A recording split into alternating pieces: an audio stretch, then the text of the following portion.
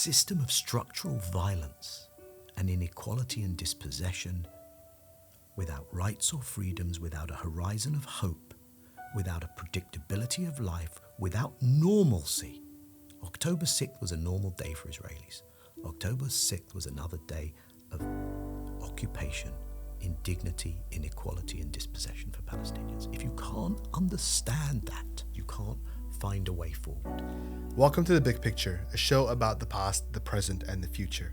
My name is Mohammed Hassan, and today I sit down with political analyst, diplomacy expert and former Israeli negotiator Daniel Levy. Levy was an instrumental voice in the Israel-Palestine peace process. First, as part of the negotiating team during the Oslo Accords in the mid-90s, he was then a senior advisor to the Prime Minister's office during Ehud Barak's term, as well as being a lead drafter of the Model Peace Agreement, known as the Geneva Initiative. He's the former head of the Middle East and North Africa program at the European Council on Foreign Relations and is now the president of the US Middle East Project.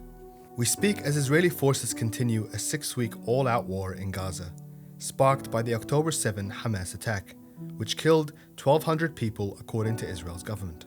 Since then, 11,000 Palestinians have been killed, including close to 5,000 children. Gaza's entire infrastructure has been destroyed and under a crippling blockade, denying its people of water, fuel, and electricity.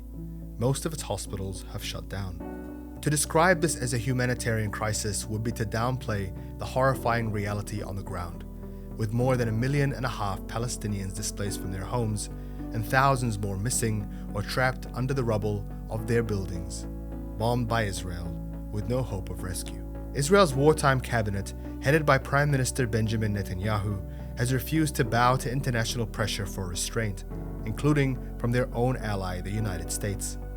Internally, anger in Israel's society mounts, much of it directed at Netanyahu for failing to prevent the October 7 attack, and now failing to protect the lives of more than 200 hostages held in the labyrinth of Gaza. Instead, he's persisted in his stated aim of eliminating Hamas. But is that goal even possible? And is he more focused on trying to secure a military victory to protect his own political future?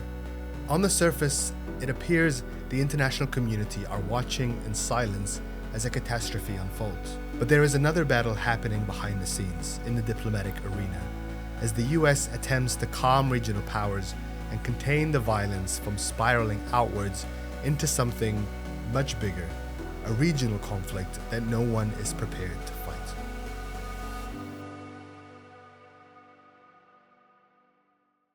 Daniel Levy, it's a pleasure to have you back on this show. Welcome to The Big Picture. Good to be back with you, Mohammed. So last week, you wrote a piece for the New York Times in which you outlined the options that you thought were still on the table for a kind of off-ramp to the catastrophic situation that we were seeing. Things are moving very quickly. Every day it feels like the entire scenario shifts and changes. As we're speaking today, do you think that off-ramp still exists? I do. I think the imperative is a ceasefire. I think the imperative is to end the devastation that has happened October 7th and every day since. I think what we're seeing is kind of two sand timers competing with each other. One is the off-ramp, where can you wind this down, bring an end to this? And the other is the dramatic escalation, especially opening to a full confrontation on the Israel-Lebanon, Israel-Hezbollah front.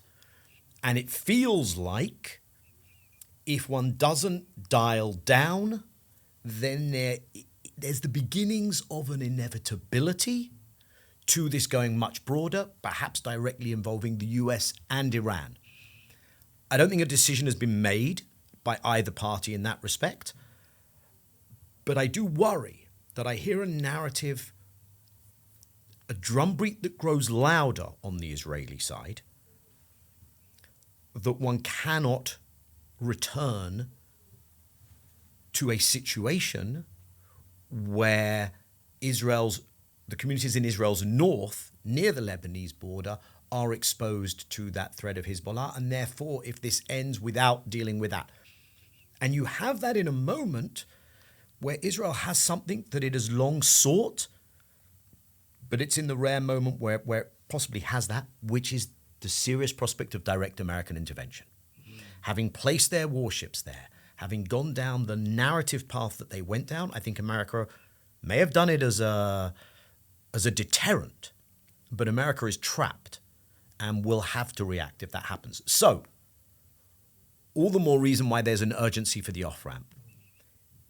It seems that we now know what that off-ramp looks like. And it seems that what that off-ramp looks like is that there will be a prisoner release, hostage release of those held in Gaza who are civilians. There may well be Palestinian women and children held in Israeli jails. And there will be a several-day cessation in order to enable that to happen. And, of course, one would hope at least, also a massive upgrade in the humanitarian assistance coming in. Why is that an off-ramp? Because I think if you have that several-day pause, perhaps 5, it's much more difficult to resume than it is to continue. And I think the momentum and the pressure to bring this to an end will intensify very significantly. And inside Israel, if there is this proof of the case that those being held can be released in the context of a package deal, Israel may say that the ground invasion led Hamas to be forced to do this. We understand that most of the evidence suggests there was such an option available 3 weeks ago before the ground invasion. But if it does happen, one should expect an intensification of the call inside Israel to prioritize the release of the rest of those being held. I think at that stage it would mostly be soldiers and fighting age, healthy males. I think the Israeli side is fully aware of this dynamic, that once you get into that corridor, it is likely to be a corridor that significantly shortens or ends the ability to continue the kind of military action we've seen. And therefore, the question for the Israeli side is, do you want that or not? And the answer thus far has been in the negative. They have not wanted to end this, and they see a danger if they go down this path, even if it brings back their people, that the time runs out on the military mission. And you mentioned that this conversation that is happening in the background regarding hostages, regarding that negotiation for a temporary ceasefire or a temporary pause in the fighting, has been on the table for several weeks. And it was something that the U.S. clearly was trying to push for. The regional voices such as Qatar were trying to push for. Hamas was trying to push for. And Israel has been the one kind of barreling ahead with its stated mission of, we are going in and this is a winner-takes-all kind of scenario where we are not going to stop until Hamas is eradicated from Gaza. Now we're at a point where those conversations have reignited, but has anything actually changed, or has a scenario gotten to the point where, Israel, from what it's saying publicly, has made a lot of gains on the ground. The ground invasion has been in place. They are using a lot of language now with regards to cornering Hamas and surrounding command centers and all that kind of stuff. What would convince them to stop at this point if they feel like they are close to achieving the goal that they had stated at the beginning? I think several things have changed. I think it's very unclear how much success there has been in the military mission. Death, devastation, destruction are plenty for Palestinian civilians in Gaza. How much military success there has been? A mixed bag, one imagines, from what one can tell at the moment from an open source. However, one of the things that has perhaps changed is if Israel wants, it can have a victory narrative. of the degradation of the Hamas capacity and the very act of bringing people home. If that's the victory narrative that ends this, so be it. What else has changed? I think the politics has shifted for America.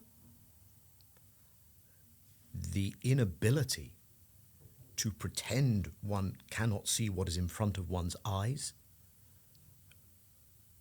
in terms of the level of loss amongst Palestinian civilians and how that has played out domestically, how that is playing out for President Biden in opinion polls politically, the danger of regional contagion and of America being drawn into a regional war.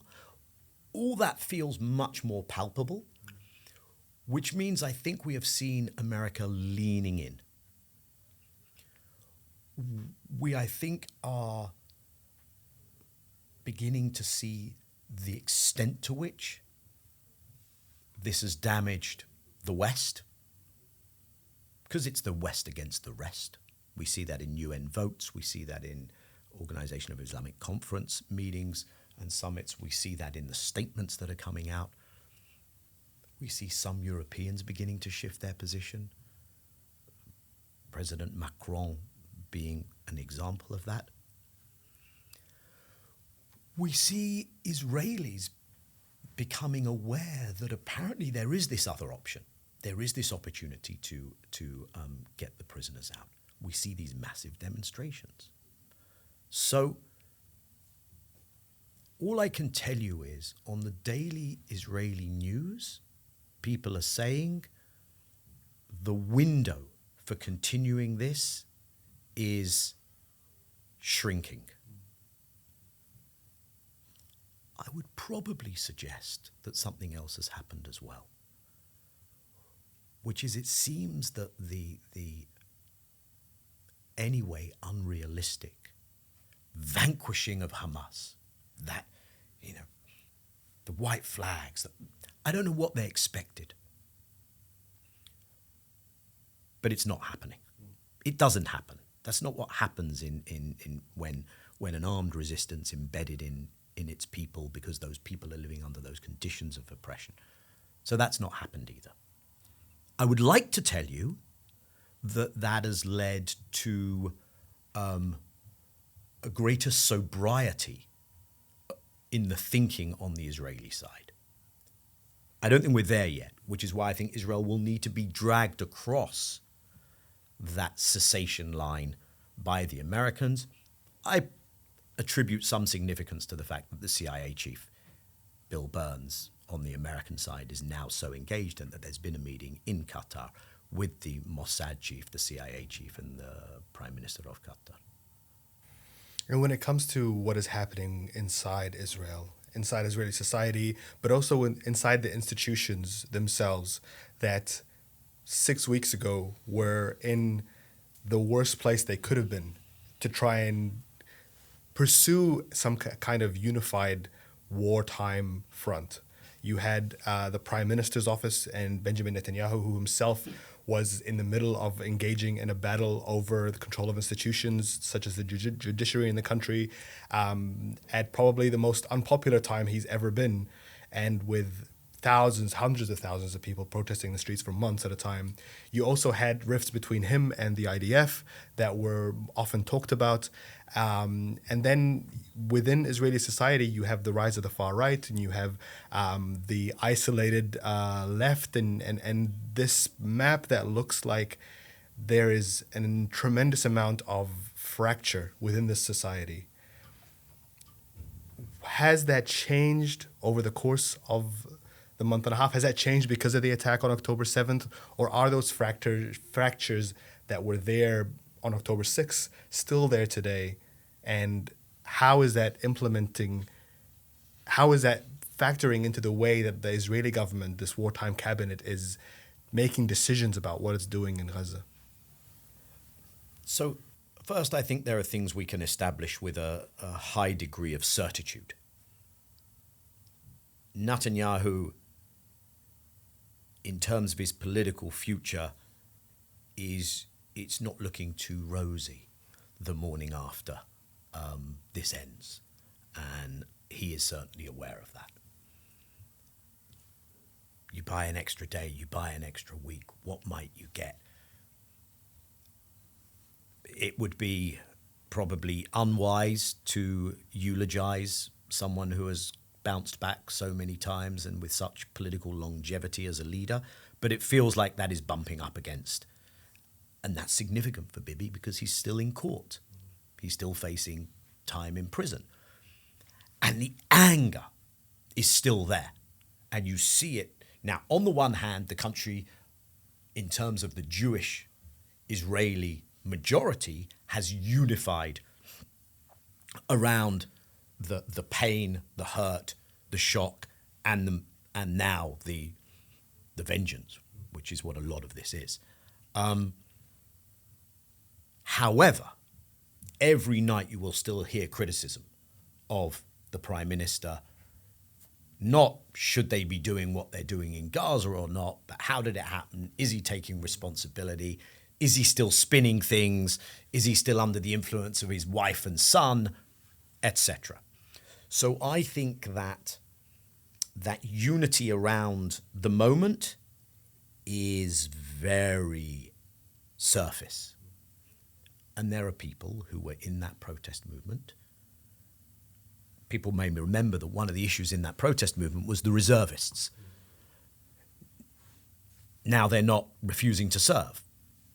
They will come back, and I think for many of them, they are looking forward to the moment where they can protest outside the Prime Minister's house. People are angry about how did this happen. On the other side of the divide in Israel, there are those who are already making the argument. The protests and the reservists' refusal to serve is part of what led to this. So the fault lines are still there. But there's also this very important question, which is, there was a petition in August that went around, signed by thousands of people, by many prominent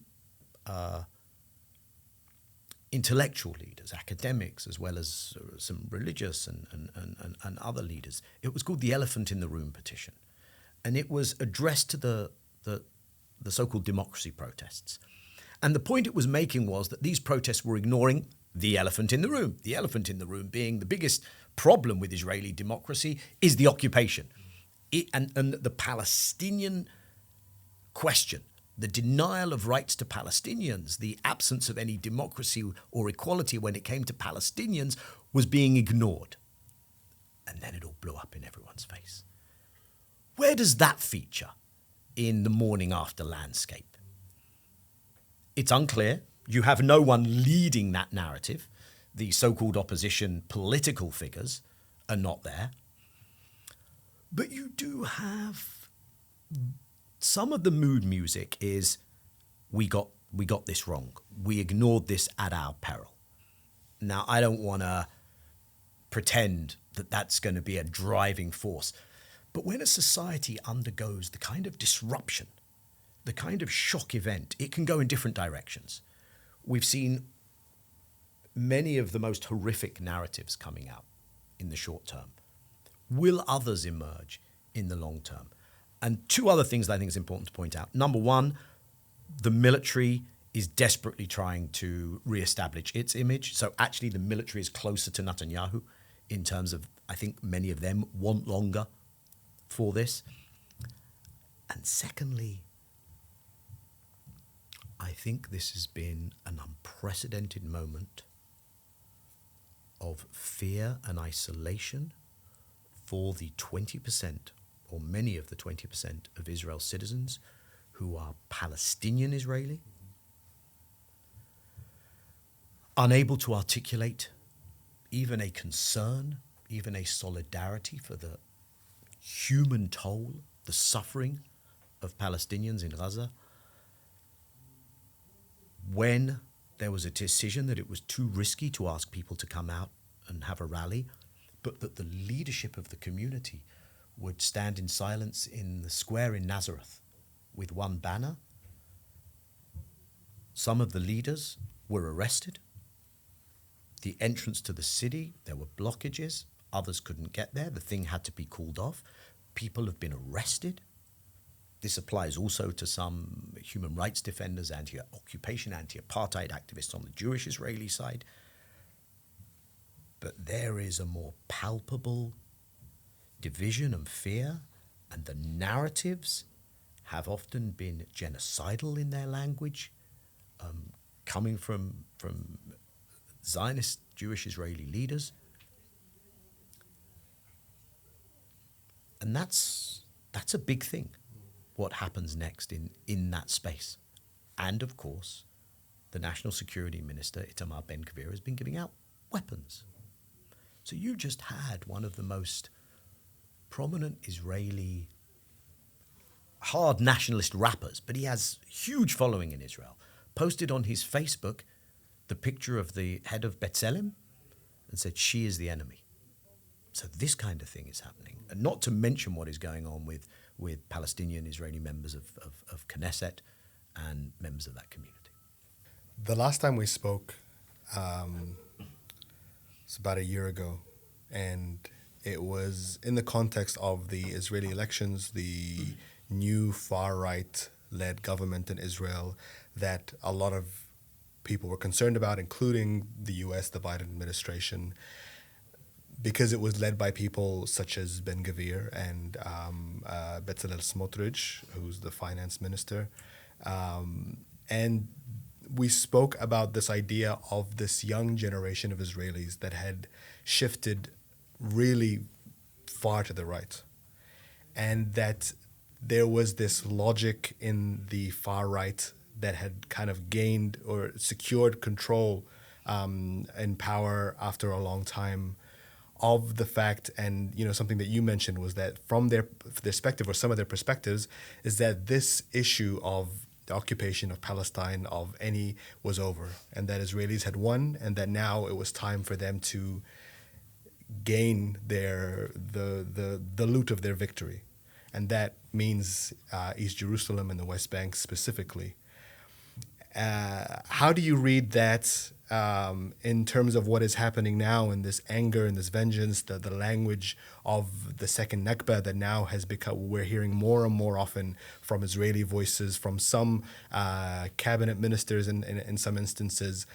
Is there a real fear, and in the context as well of Israel's massive military campaign that hasn't really been covered that much in the West Bank right now, that has been ongoing? Is there a fear that there are people that are trying to use this opportunity to push to that logical extreme that some people had been calling for the last few years? I think it's very important to look at what happened in the intervening 10 or so months when you had these guys in power. And the discourse was normalized.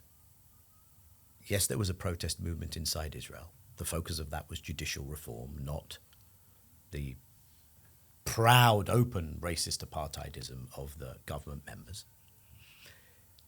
Yes, maybe they didn't get the meetings with world leaders, but the government was treated as a government who you increase your ties with. So there were these occasional murmurings from Washington.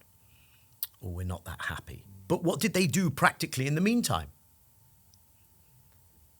They gave Israel something that it had waited for years for, which was the visa waiver. They worked hard to expand the circle of normalization, absent progress on the Palestinian front. The thing we were all talking about before October 7th was what might happen on the Israel-Saudi front as a part of an American push. So here you had the normalization of having characters like this in government. And I think what that translated into is the further empowerment of that extremism. And under cover of what has been happening since October 7th, you've had people talking about reestablishing the settlements in Gaza. You've had a minister talking about nuking Gaza. Very interesting when a country that everyone acknowledges, even if it does not itself acknowledge, has a nuclear weapon. When you start threatening to use it, you're in a whole new space when a government minister does that, even if he's not the most important government minister. And as you say, you have all this talk of Nakba. You have, when we're talking, a piece has just been published in the Wall Street Journal by two members of Knesset, including one from a centrist party, saying Western countries should all start accepting thousands of Palestinians from Gaza, which is, part of the depopulation. It's not a humanitarian place that this is coming from. So it's very important to understand that what is going on is not exclusively about Gaza. This is another Israel-Palestine moment. In fact, the real interest of the ideologues, some of them may now go back to dreaming about re-establishing Gaza, but the real question for them has been pursuing victory in the West Bank. Ethnic cleansing in the West Bank, intimidation. That's the Smotrich plan. And it has in many ways been mainstreamed. However, there's another side to the story, because what led to the monumental failure on the Israeli side of October 7th, the complacency, the arrogance, is also a consequence of that extremism, that overreach. It feels, though, that you will have to pull it back so far into the realm of acknowledging Palestinian rights that seems a real stretch. But it does look like the Israeli hard right are going to struggle to win a next election. So I think it's fair to ask the question, how do you create a context in which a different Israeli government, which doesn't give you much to work with, how you get the maximum out of that? What does that mean in terms of Palestinian positioning, Arab state positioning, international positioning, so that you don't just get more of the same? And already we're surging additional military assistance to the Israeli Defense Force, including ammunition, interceptors to replenish the Iron Dome, and we've moved the U.S. carrier fleet to the Eastern Mediterranean, and we're sending more fighter jets there in that region. And made it clear to the Iranians, be careful. Let's talk about the United States and the role that it has tried to play over the last couple of weeks. And I want to ask you to differentiate for us what has been the public position by the U.S. and the Biden administration versus what's been happening behind closed doors and what they have been trying to communicate not only with Netanyahu's government, but with the regional powers that are all kind of locked into this waiting game, and where everybody is terrified that something will happen to escalate the situation. And the U.S., as you mentioned, broaden its military, really kind of with this show of force to try and keep a lid on regional powers such as Hezbollah and Iran from thinking about doing anything else. But what has been happening in the background that is very different to what we've seen this very pro-Israel, very kind of no red lines administration in the U.S. that has been under a tremendous amount of public pressure as a result? Yeah, and I think we first have to acknowledge just how unserious they have been, just how much they were part of an anything goes, irresponsible attitude towards this question. And I think it's fair to make that criticism because they had a warning. This administration went through May 2021, what Palestinians have called the Unity Intifada. And when there was an escalation, it had interesting dimensions that we hadn't seen previously, also inside 48 Israel.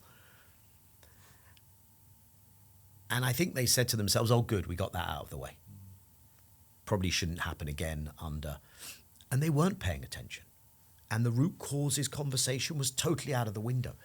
And the extent of the low ball nature of what the administration was dealing in, hours of openings of crossings, I think speaks to how much they wanted to avoid serious engagement. And I do think it matters that the National Security Advisor had just put to bed, and I think for the historic record, this is something that will not be forgotten, because it had gone to the press, apparently, an article in, I think it was Foreign Affairs magazine, by Jake Sullivan, saying we are presiding over the quietest period and showing pride. And here they were in meetings, in events, saying, I too, you too. I want you all to remember that. That's going to be the most important abbreviation you need to know. Israel, India, USA, UAE, for those who want to know what that stands for.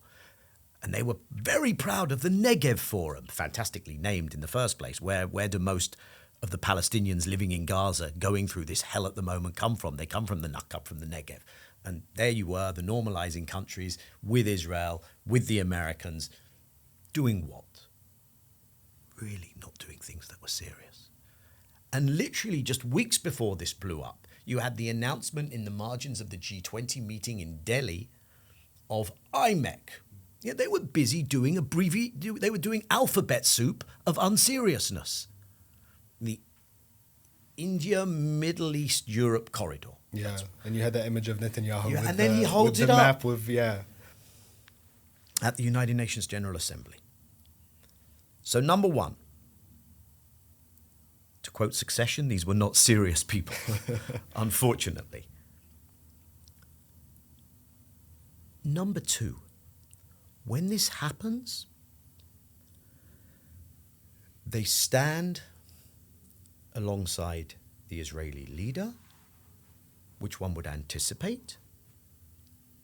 But he is saying some things that are extremely problematic from day one, and the Israeli leadership is committing itself to the war crimes that we have subsequently seen against the civilian population from day one. And there is no distance to the American position. And there is no ability to accord meaning to Palestinian lives. And on that, they have been playing catch-up unsuccessfully ever since, including some things that should haunt them to the end of their days, and may well haunt them in November 24's election. However, then you get to the question, are they now cognizant of how badly this is going, and can they lean in and bring it to an end? And as you say, the sense that what is being said in public and what is being said in private are on increasingly divergent paths. But there's a problem with that. And Prime Minister Netanyahu has not been shy in helping us understand what the problem with that is. And the problem is, if you say something in public, which basically gives Israel carte blanche, and in private you're saying, it's a bit problematic, the Israeli Prime Minister knows that they are in a position to say, we're going to go with your public statement. And what are you going to do about it? And if you're unable to assert any of that leverage, if you're unable to challenge in public, then the Israelis know they've got you where they want you. And you are not going to be able to influence things to the extent that you should be able to, including preventing very, very bad things from happening, things that are diametrically opposed to the American national interest. You know, Netanyahu came out of the Clinton years, the late 90s, saying America is an easy thing to manage. I had them wrapped around my finger. And I think he still, in many ways, sees it that way because of the way the Americans behave. And the intensity of the American-Israel relationship means that they can work. They can work inside that system. Even the things that you could do quietly. But there's been a conspicuous failure to do so. One hopes that at least is coming to a close, the particular failure we're living in. And this relationship that the United States and Israel has, and this closeness that should, in theory, allow for that communication to be a lot easier, for those conversations, you know, on the surface, Israel is described as a friend, as this close ally. They have shared interests. They have a shared future together. This is the way that Biden has spoken about it. This is the way Hillary Clinton has spoken about it. Why does that relationship not then allow these conversations to be able to happen in a way that is constructive? And it hasn't felt like it's been constructive. It's been increasingly the case, not just with Biden, but I mean, even when during the Obama years, where you could sense this level of frustration and distrust between him and Netanyahu. And that has kind of carried on. And you have this, maybe Biden is supposed to be a personal friend of Netanyahu's, who's dined in his house and has visited his family several times. And yet, behind the scenes, it feels like there is this growing irritation with the Israeli administration and with Netanyahu specifically. And Netanyahu has, as you were saying, taken advantage of that, of America's refusal to criticize Israel publicly. What is happening in this relationship? Has this become so toxic that the U.S. no longer has any kind of levers of control over Israel? Or is Israel really pushing the boundaries of how far this relationship will extend? I think America has significant leverage. And the question has always been, are they willing to deploy it? That doesn't mean that America says jump and the Israelis say how high and that's how it works. But the guarantee of total impunity, the ability to ensure an absence of accountability has been the key driver of years of occupation, entrenchment of occupation. How did we reach a stage where the very, very credible legal designation has been made in very important documents from human rights groups, Palestinian, international, Israeli, of this being an apartheid regime? We could not have got there but for that impunity. However, I think there's a couple of other things going on. One thing is, look, at some level, America sees a settler society, a frontier society that is dispossessing an indigenous people. And what's not to like? Mm-hmm. I don't want to be too flip, but you can't dismiss that. I remember myself at your age kind of thing. Right? Exactly. Now, it's a bit awkward, 200 years later, social media, everything's being captured. And so I think that's part of the, I think, unsurprising but perhaps still shocking nature of the Western response. But I think something else is going on. I think we need to understand that the kind of approach we see from Israel, the kind of policies, the kind of narratives, America and the West are in denial about this. And we've been warning. So many people have been saying, look, pay attention to what they're saying. Pay attention to laws they're passing. Pay attention to the plans that they are making public. Pay attention to the designation of this meeting the legal definition of apartheid. Pay attention to the fact that 24 states have submitted findings to the International Court of Justice using that word, apartheid, including those who lived through apartheid in South Africa and Namibia. And the response has been, no, we know Israel, we know Israelis, there's some rotten apples, you're exaggerating.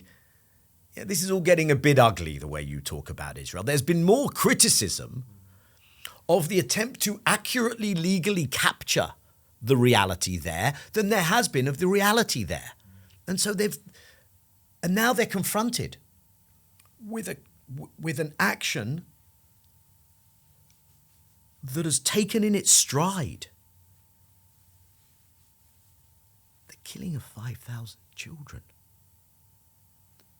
The pictures of kids in incubators. And is somehow still capable of saying there's only evil on that side. this is an unfortunate reaction. They are incapable of acknowledging what this is. Now, I constantly think that's really dangerous for Israel, because if impunity is the handmaiden to extremism, then extremism is the handmaiden to overreach, which is extremely dangerous for Israel. And that's where we're stuck today.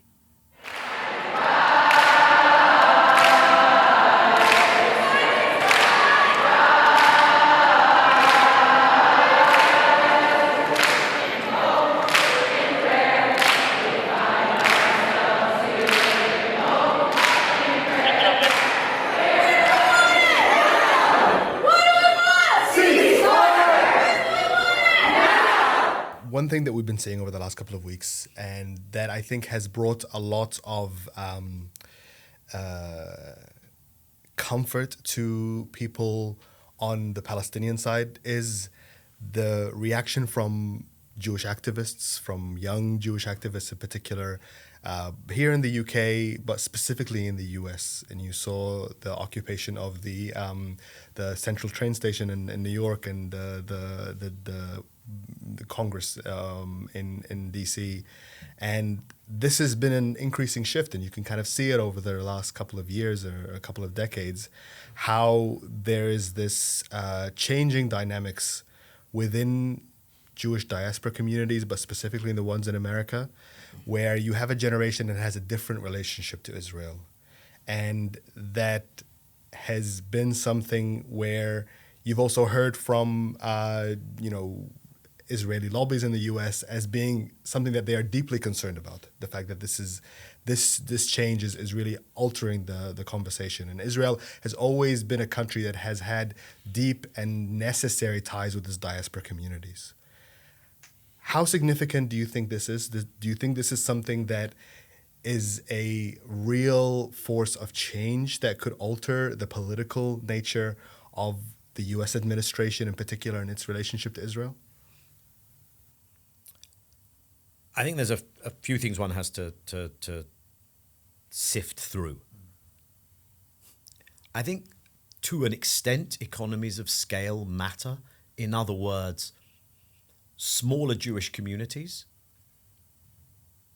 I do think, tend to feel more vulnerable, tend to hold together, are less accommodating of dissent. You have less people to be part of that.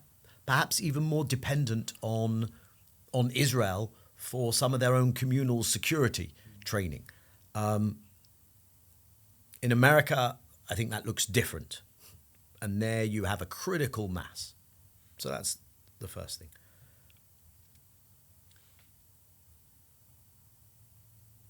I think part of this has been a fight over Jewish values. What is it?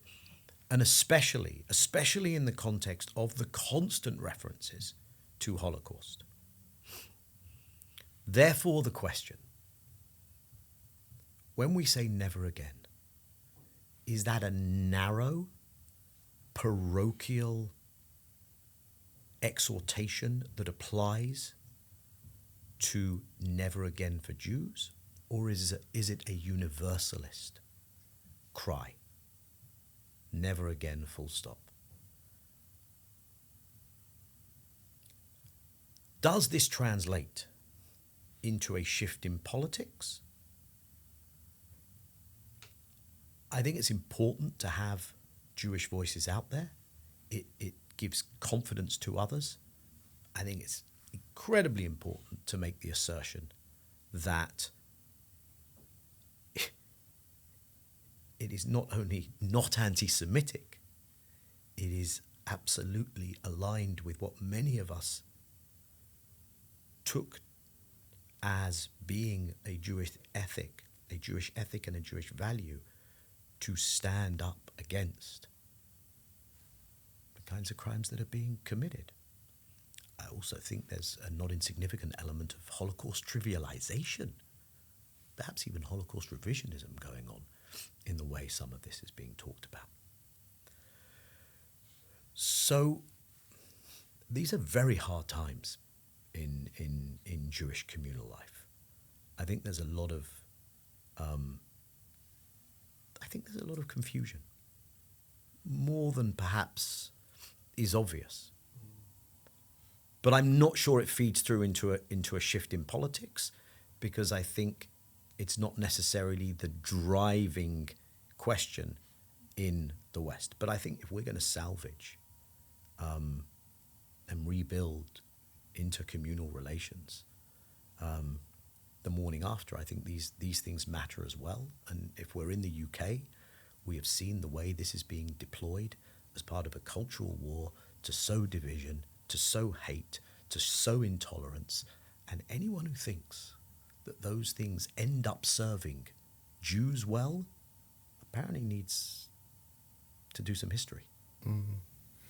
And on that notion of intercommunal connections and the idea of dialogue and conversation, which seems like such a far thought right now with the conversation that we're talking about, but still with the idea of speaking about solutions to a place like this that we're in. And you have been one of those voices that has been trying desperately to kind of hold that above water, that there is still an option, there is still a way forward. And as somebody that has spent a bulk of your life reaching across different aisles and trying to kind of bring people closer together, what does that look like? What is the starting point for that? What is the place realistically that we can try and reach from a starting point like the one that we're in now? I've tried to make the case that it should not be so difficult to hold three thoughts simultaneously. That the actions on October 7th against Israelis violated international law and human dignity and should be out of the playbook of how even a conflict is conducted. That the actions that Israel has taken subsequently, primarily in Gaza, and the collective punishment and suffering meted out to the Palestinian population in Gaza are beyond international law and should be out of the playbook. And thirdly, without justifying either of those things, there is a context, and one cannot approach this without understanding the reality of the system of structural violence and inequality and dispossession, without rights or freedoms, without a horizon of hope, without a predictability of life, without normalcy. October 6th was a normal day for Israelis. October 6th was another day of occupation, indignity, inequality, and dispossession for Palestinians. If you can't understand that, if you can't hold those three things, you can't find a way forward. That can lead you in different directions. I think we need to do work, therefore, on the most basic level to humanize the other. But that is not an exercise in kumbaya hand-holding. It's a political exercise. And it's the basics of politics, is power. And there is a power asymmetry here. There is a power dynamic here. And the only way Israelis will have security is not going to be that one more day of bombing, that extra tunnel, that picture of Yahya Sinwar. It's going to be when Palestinians have security and rights and dignity. And we haven't addressed those things. And if you want to continue not addressing those things, we're in an extremely dangerous place. I don't think we can make light of just how zero-sum and apocalyptic things have become. But stepping back from that brink requires a degree of honesty. And we're a long way from it. I would love to believe that a leadership can emerge, that leaders can emerge, that there can be people around whom Israelis can rally, that carry that message. I think it's unlikely it will happen in a vacuum. I think it would be important if one of the things that comes out of this is a Palestinian unified strategic leadership that can articulate the challenge to this Israeli system of structural violence and the way out of it. Whether it's a vision of a rainbow nation, whether it's a freedom charter, not for me to. And then what's the broader contextual setting in which Israelis operate? And again, can we get beyond the impunity? Can we get beyond an American monopoly? Because I think we also need to acknowledge we're in a more fluid geopolitical climate. Is there space for leading countries in the global south to say this is a crisis which impacts us all? We have a stake here. We're going to also come to the fore. So I think there's a lot that needs to go on, but absent an honesty as to the fundamentals, you don't get far. I want to draw our conversation to a close by asking you to reflect on the Geneva Initiative that you were instrumental part of in 2004. And a couple of days ago, we heard an interview with Hillary Clinton, former Secretary of State, lambasting the Palestinians for rejecting a golden deal that was on offer apparently during the Camp David summit 4 years earlier, which was, very disingenuous to say the least. But what happened from my perspective in the Geneva Initiative was a lot more interesting because of the way that it had come about and the long kind of conversations that were taking place, really with the absence of the primary leadership on both sides, to bring something to the table that seemed to address a lot of the issues that Palestinians had left Camp David feeling like they had been taken away from them. Tell me what you remember from that process of making those conversations, of trying to build something that could be offered to the table, and how do you reflect on that process? The Geneva Initiative, which was an informal, very detailed agreement reached by Israelis who were out of power, Palestinians who had one foot in power, really. I think it was an attempt to cement what had been launched in the 90s in the Oslo process and to offer what a two-state dispensation could look like. Now, I think it's important to acknowledge, and this partly underpinned Geneva, but there were shortcomings. I think it's important to acknowledge that the partition paradigm, well, first of all, it's introduced in the United Nations as the Brits hand over the mandate. It's voted on in 1947 at the UN, in a UN pre-decolonization. So there's 57 votes. There's only 33 countries vote in favor of partition.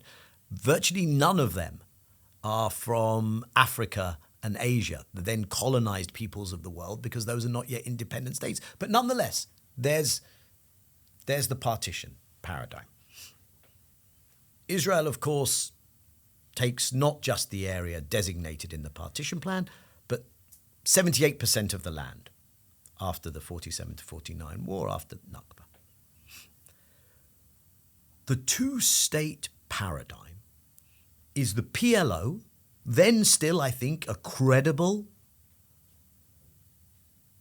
voice of the Palestinians, endorsing a mini-Palestinian state on 22% of the land, premised on addressing the 1967 issues without achieving justice for the refugees.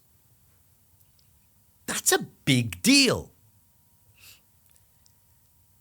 I think it would have been historically an act of great wisdom and foresight, or maybe just an obvious act, for Israel to have said, yes, we got to yes. This is remarkable.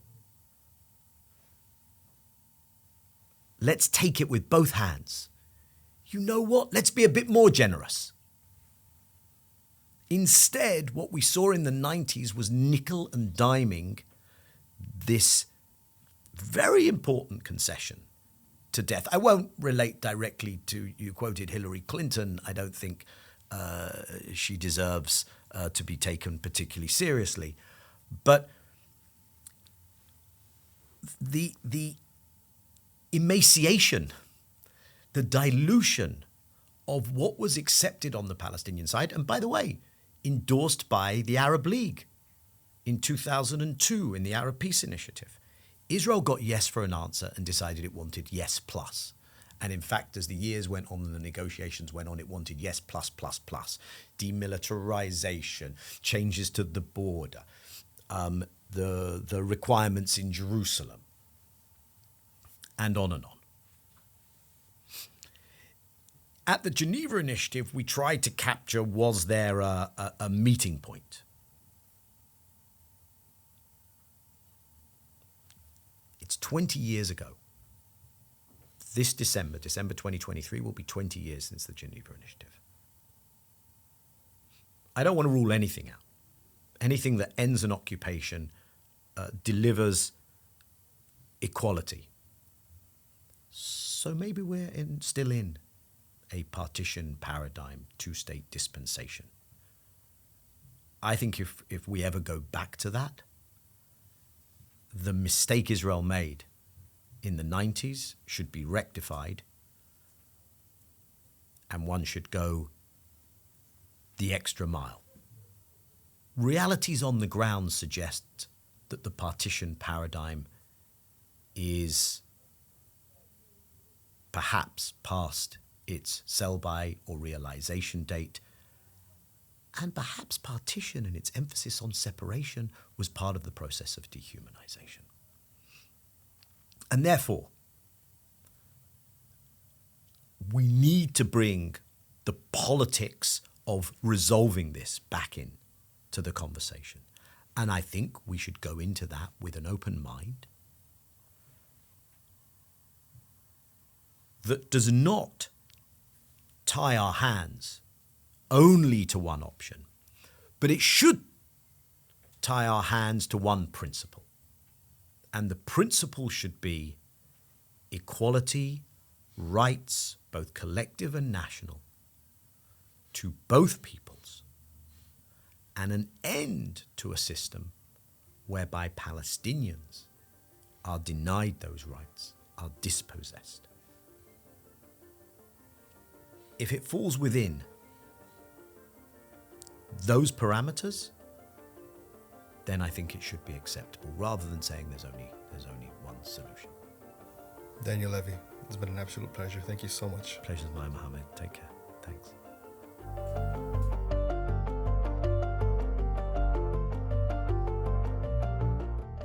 Thank you for watching this episode of The Big Picture, and thank you to Daniel Levy for being our guest for today. I have to mention that Daniel was the first guest that we had on this podcast almost 30 episodes ago, and it is a great pleasure to have him back here to share his wisdom. Now, we would like to hear from you what your thoughts are on this conversation, but also on the continuing violence and escalations that we are seeing in Gaza over the last couple of weeks. As always, you can find this and all of our episodes wherever you get your podcasts in audio form. If you like this, please like and subscribe, share it with your friends, and until next time, salam.